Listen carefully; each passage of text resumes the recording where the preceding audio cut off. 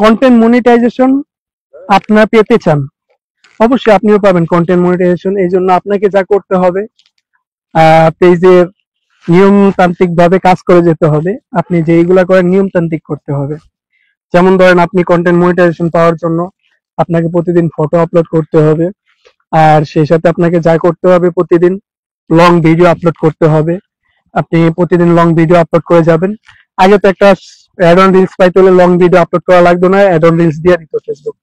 কিন্তু এখন কন্টেন্ট মনিটাইজেশনের কারণে আপনার লং ভিডিও পেজে থাকতে হবে, প্রচুর পরিমাণ লং ভিডিও থাকতে হবে। আর যদি লং ভিডিও না থাকে, যদি আপনাকে কোনো সময় সেট আপ দিয়েও দেয়, আবার সেই সেট আপটা নিয়ে যাবে ফেসবুক, কারণ এটা ফেসবুকের নিয়ম নীতি। তো সেই জন্য বলবো লং ভিডিও আপলোড দেওয়ার চেষ্টা করবেন। যত লং ভিডিও আপলোড দেবেন, এটা আপনার পেজের জন্য ভালো হবে। আর রিলস ভিডিও প্রতিদিন দৈনিক ভাবে, আগে যদি আপনি 3টা করে দিতেন, এখন 4টা 5টা করে কি রিলস ভিডিও আপলোড করার চেষ্টা করেন।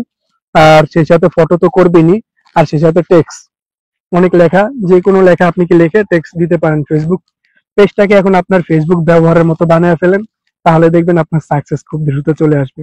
তবে আবার অধিক হারে বিষয়গুলা সময়কে মেনটেন করে কাজ করার চেষ্টা করবেন, কিন্তু আবার এমন কোনো কিছু করবেন না যেটা আপনার অডিয়েন্সের জন্য বিরক্তির কারণ হয়ে যায়, তাহলে আপনার অডিয়েন্স গুলো আপনাকে আনফলো করে দিবে।